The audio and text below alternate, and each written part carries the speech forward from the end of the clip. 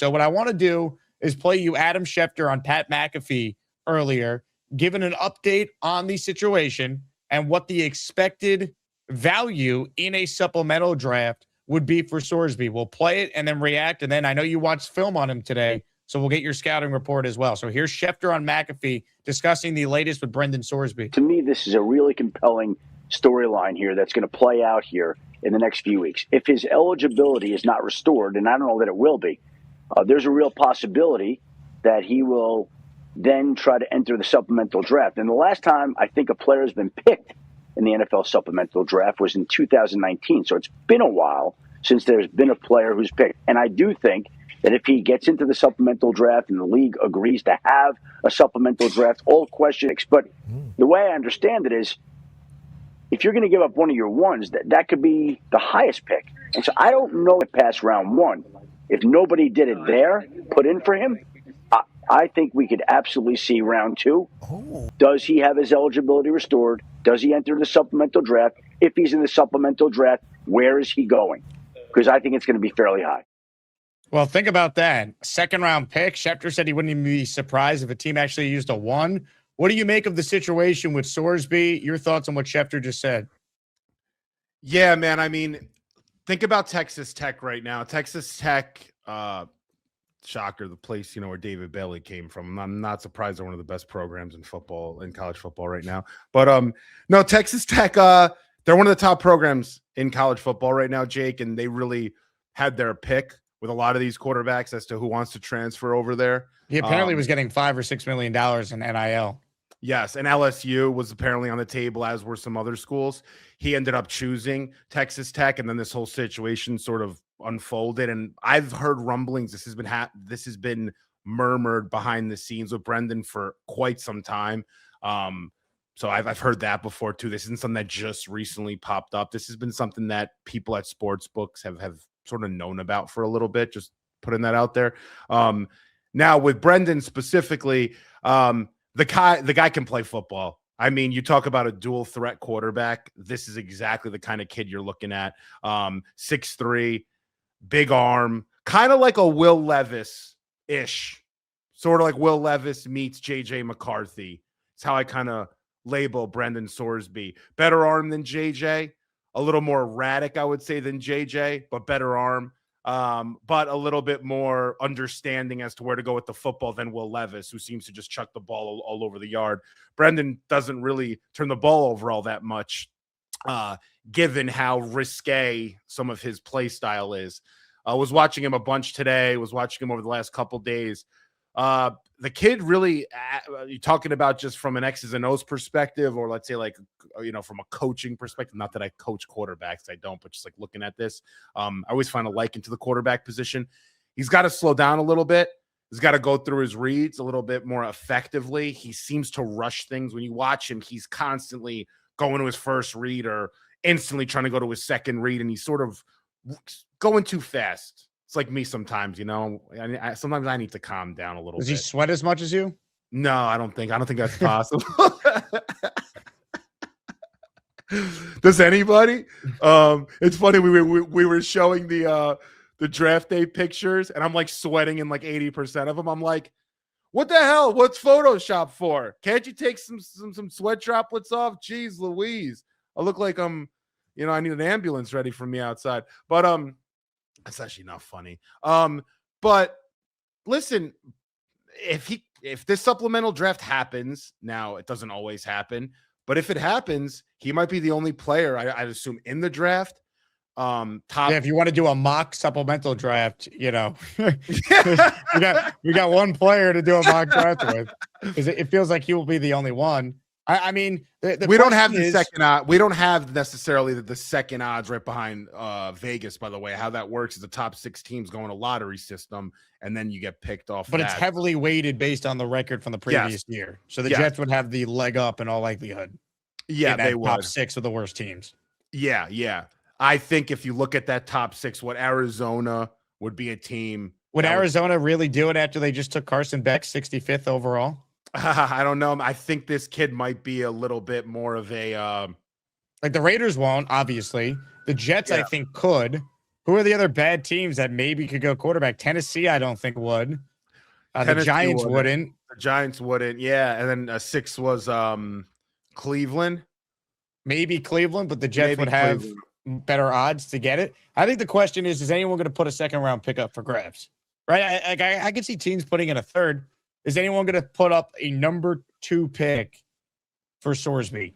Right? Because if teams really like him, and Schefter said he wouldn't be surprised if there's a 1, I'd imagine there's a team out there that would. It might not be a team that's really bad. It might be a team like Pittsburgh that's like never bad enough to get the top quarterback, and they might see this as a worthwhile swing to maybe get out in front of it and get the top quarterback a year before anyone else can, if that makes sense. Yeah. I mean, the kid is absolutely a developmental quarterback that I definitely see a ton of upside with. He's got the size, Jake. He's got the arm strength. He's got the accuracy, and he's got the wheels. And he's tough in the pocket. I like how strong he stays in the pocket and delivers. He just really is a little bit raw. Like, he doesn't really get how to play quarterback yet. Has to slow down, has to progress through his reads. A lot of the pre-snap stuff people have questioned too, due to, lack of reps and just jumping around from school to school. So that's going to happen a little bit. And that's happening with a lot of these kids. He came in, with Indiana originally, then he goes to Cincinnati and now he's going to Tech, so he didn't really start until his second year at Indiana, and then he had his 2 really good seasons at Cincinnati. And I like the kid too, because you have a kid that has 60 touchdowns to 18 interceptions total, which is a nice number. Not to mention, Jake, he has over 1,300 rushing yards for his career, adding 22 rushing touchdowns. So you're talking about 82 rushing touchdowns to 18 interceptions. Those are good numbers, man. Like, those are like workable numbers, especially considering the size. And he's a big kid too. He's not thin. He's to me, he's like a better Will Levis, if you want to kind of go in that, because the only difference between the two is I think he's better with the football than Will, who can be a little bit all over the place and erratic. This kid's a coach's sort of like, I want to say like, not necessarily a coach's dream, I was going to say, but like a player that a coach I think would really value in terms of put him back there, let him study the tape, let him learn the position the proper way, how to diagnose things pre-snap, slow down a bit, and then you might get something with this kid. I would love to store him at One Jets Drive and just let him sit. Now, I wouldn't put up a second rounder, Jake. I was going to come into your show saying a 4th for sure, but it's going to have to be a 3rd, I would say, for him. I wouldn't go higher than a 3rd, though. If you want to put in a 3rd, I'd put in a 3rd. That is a little rich for me too. But I'd put in a 3rd for Brendan. And then if you get outbid because Arizona or Cleveland put in a 2nd, well, whatever. You're out of luck. I mean, that's just the name of the game sometimes. So, yeah. Hope you get the first bid, put in a 3rd, and see what happens. I mean, if they put in a 2nd, I think they would get him. I think the team that puts no in a one's 2nd going to put in get a him. 1st. Yeah. I don't think anyone's going to put in a 1st. I understand what Schefter's saying, but I'd be still surprised at that. I think a 2nd could happen for a team that really wants him, and it might not be a team that's projected to be bad. It could be a team like Minnesota. It could be a team like Pittsburgh that's like mediocre and is not going to be picking high enough to get one of the studs in next year's draft that we all anticipate. And this is their kind of cheat code to bypassing that system and getting the guy. The other thing that needs to be taken into consideration here, though, like if this guy truly does have a gambling problem, is the stint in rehab enough to rectify the issue and now he's fine? Like, obviously the Raiders aren't going to take him, but like the city he goes to, that would concern me as well. Can, Brendan Sorsby handle being in the New York market? Right, Steve Cohen's building a casino right now in Queens. Can Brendan Sorsby handle that? Frankie V. Sports betting's legal here. PrizePicks, it's legal here. Can he handle that? Like, what is the status with his gambling addiction that he checked himself into rehab for? And then, the other thing is, will there be any NFL discipline? Because when Terrell Pryor went to the supplemental draft, he still had to deal with a suspension to start his career. So there's a lot we don't know yet about this situation. But Sorsby hired a top attorney to try and get his eligibility. They want clarity because if they don't get clarity, he's just going to go to the NFL, it sounds like. So we will get an answer within the next 2 months, whether or not Brendan Sorsby is an option for the Jets or any team in the NFL. Yeah, what's also interesting is not that it would matter for his sake, but he would probably have to serve a suspension too if he went to the supplemental draft. I think I was reading something about that. I was kind of wondering, how does that crossover work between what you did as a college football player under the NCAA, guidelines versus the NFL? So apparently, though, he would have to maybe serve a suspension by the NFL standard as well, which they were seeing 5-6 games. Which, I mean, he's not playing. I don't know if he'd have to be rostered, I would assume, and the 53, and then you serve your suspension and then you're able to play. But yeah, I like the player a ton, though. I do. I don't think he's some kid that, you're hoping is going to be a starter, but he falls in like that Will Howard, Riley Leonard camp of guys I just really liked last year. He really just falls in line with those guys. I'm kind of indifferent on all three of them. I would have taken all three of them, honestly, probably in the late third, early fourth round. Late third's a little bit high. I know those guys went in the 5th and 6th, but listen, we don't know yet how this team's going to find a quarterback. We have no idea.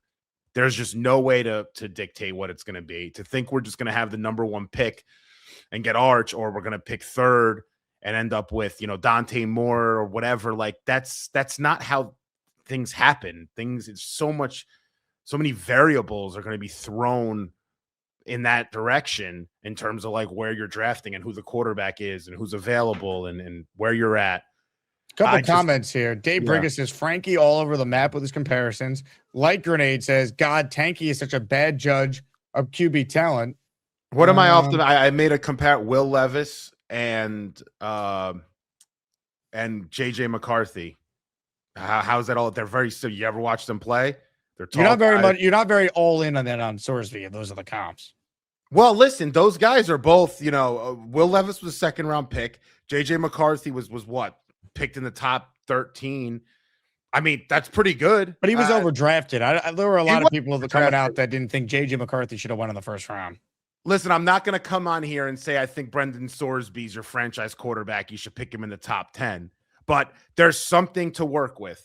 2nd round pick. You doing it? For supplemental? No, I'm not.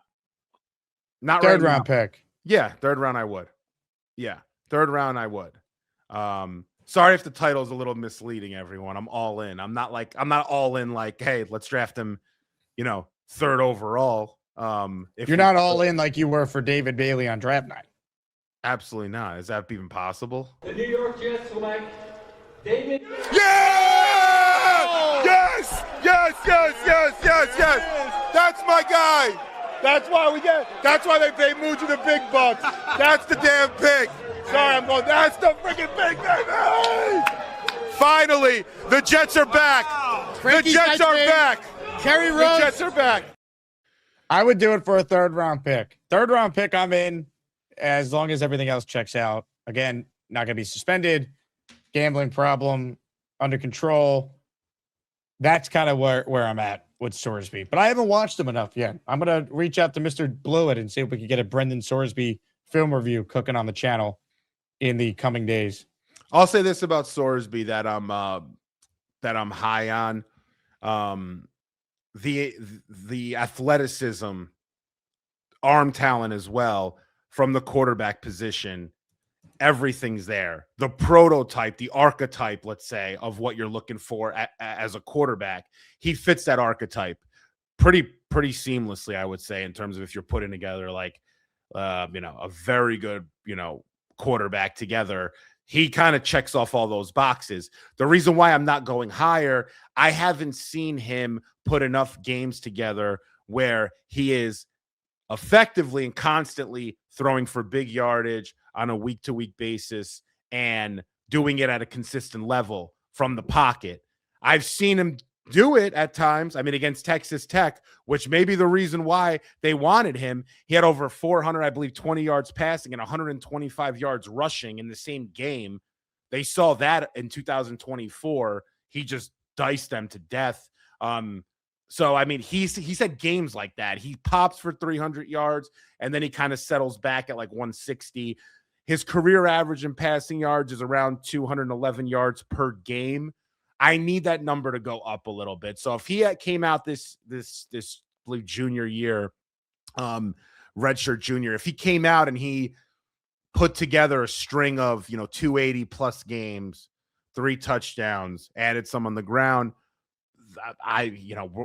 we might be talking about this kid as a first round guy, late one, definitely a second rounder. Right now, where he's at, I'd give up a third, which I think is a lot. I mean, supplemental drafts, you don't give up third rounders. I mean, it doesn't happen. I can see teams doing it. The question is the team that throws a 2 on the table. I think that's the team that gets him, because I don't think anyone's getting him a 1. I really don't. I think it's a huge risk for a guy that doesn't have the full sample size you want. Oh yeah. I mean, look at this past year. I don't think anyone's. Who would give? You think people would give a 2? I mean, I think there could be a team that give it 2. Yeah, I don't know. If you're the Colts, if you're the Vikings, if you're the Steelers.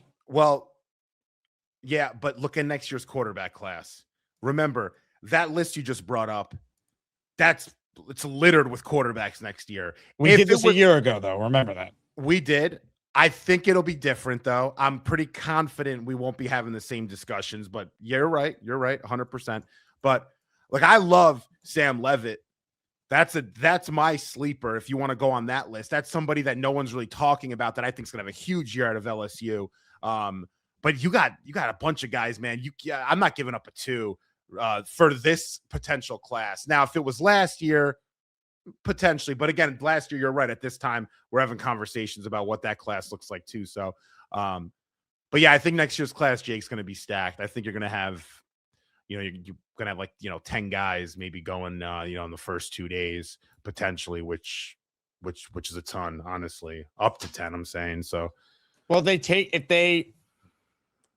the thing with the Jets situation: coaching staff's on the hot seat, and you had the 3 1s next year. So if you use premium capital, let's say a second, to bring in Sorsby, do we really know by the end of the year what we have in him? Like, with the situation he's walking into, the uncertainty with the staff, and then it's like, well, you got 3 first-round picks. There's a new head coach coming in. How do they feel about Brendan Sorsby? That's the negative. The positive could be what happened with Jackson Dart, where, hey, Dart playing well as a rookie made the job attractive for a guy like John Harbaugh to want to take the Giants job. So it could go both ways here.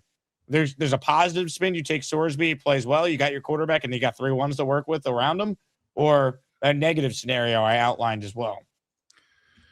Yeah, agreed. And again, that suspension that's apparently also would be looming for him at the NFL level, may shy somebody off of him.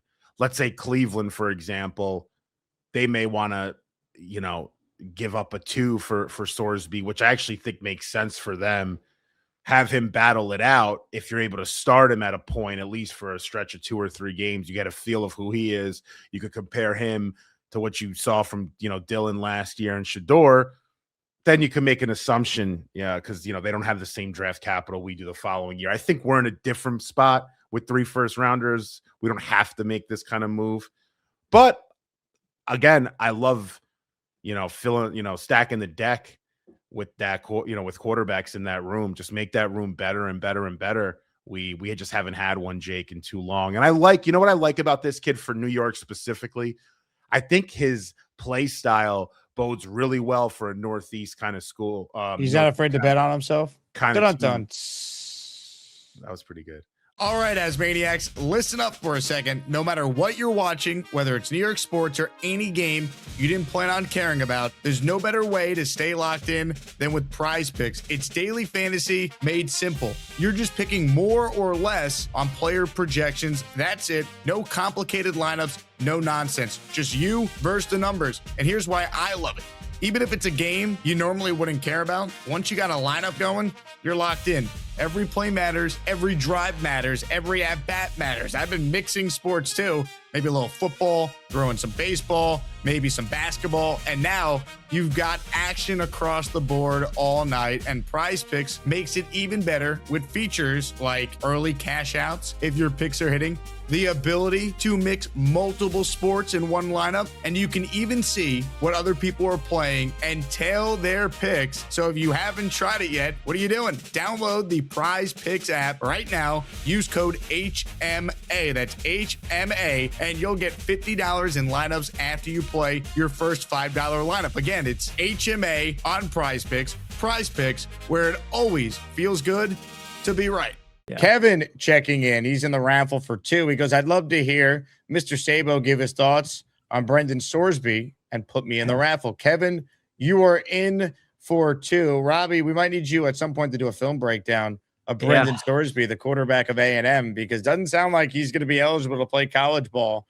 And if he goes into that supplemental draft, I think the Jets are a real player for him. Just give us your initial thoughts on that situation. I really haven't seen too much of him. And if I don't see too much of a guy, I'll never bullshit everybody.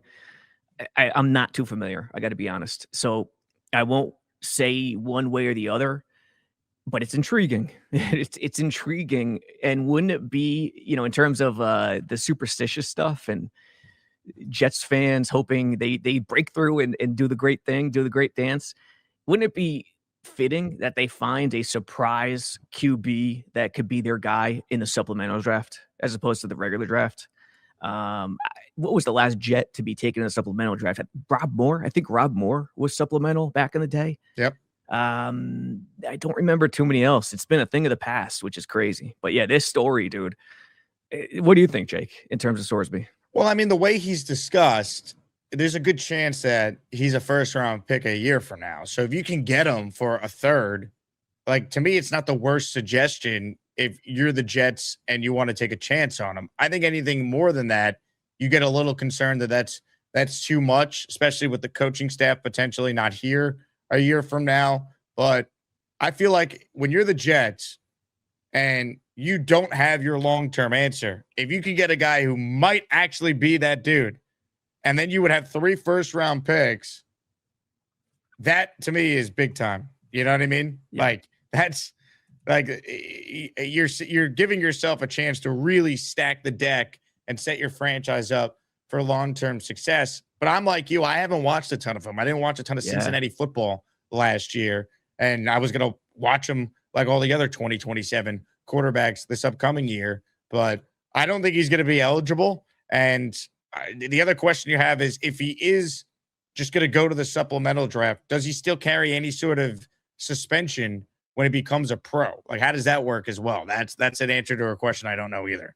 Yeah, I'm trying to look up the supplemental guidelines on the fly. I don't even remember what it was. It's a bid process. Is that it? So the Jets would basically get to bid one of their draft picks, their own. They can't like bid the Colts pick, or they can't bid. It's got to be their own pick. And let's say the Jets offer a 3rd round pick and the Cardinals offer a 3rd round pick. The player would be awarded to the Jets because it's based on the most recent draft order. Okay. So that's huge. I think the most I would do is a 3rd. I wonder, though, if you're a team like, let's say, the Steelers, or you're a team that I think the Steelers are a good example, maybe even like, I guess, Tampa, but a team that's like good, they're never picking at the very top of the draft.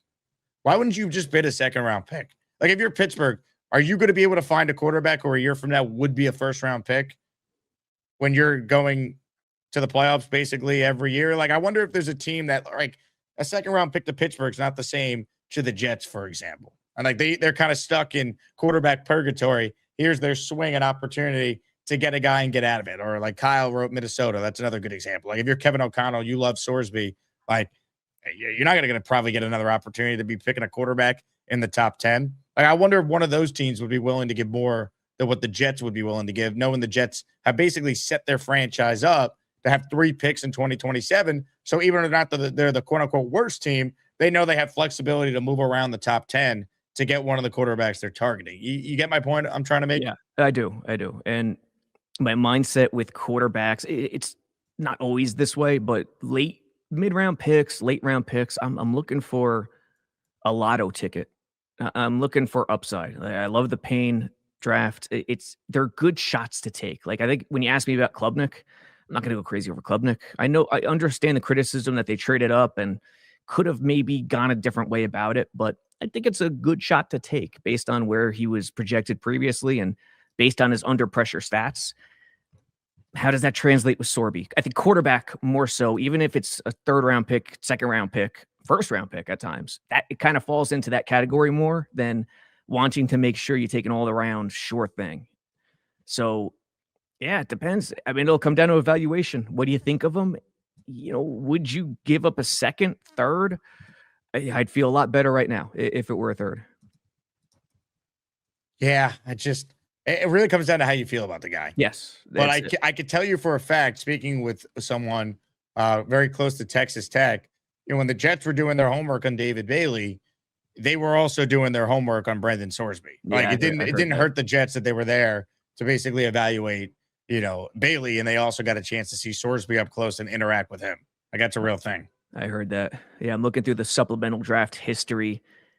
1990, Rob Moore was the last one. Good old Syracuse. And then 3 in 1984, Ken Hobart, Turner Gill, and household name Jim Sandusky. That's it. So it doesn't happen that often. Yeah, Sorsby would be the 5th. Comments, questions, super chats. They cut the line. What's your take on the backup quarterback situation? Tyrod officially signed elsewhere.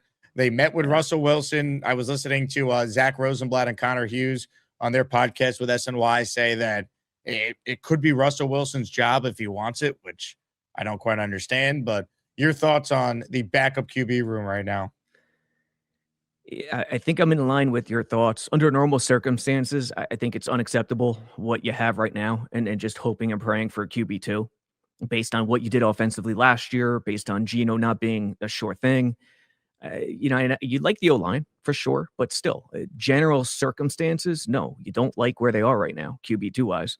This is unique. This is a unique circumstance. And again, it comes down to player evaluation. If they are much higher on Bailey Zappi than the rest of the world, and they feel good about that, then by all means, roll with it. Roll with your conviction.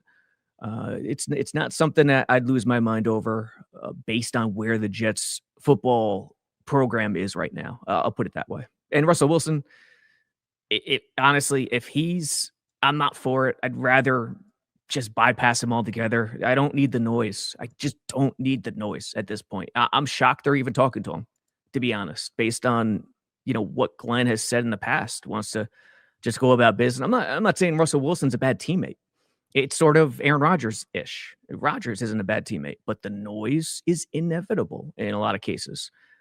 Russell's noise wouldn't be, a tenth of what Rodgers is like Tebow. Tebow's not a bad teammate, but the noise is inevitable.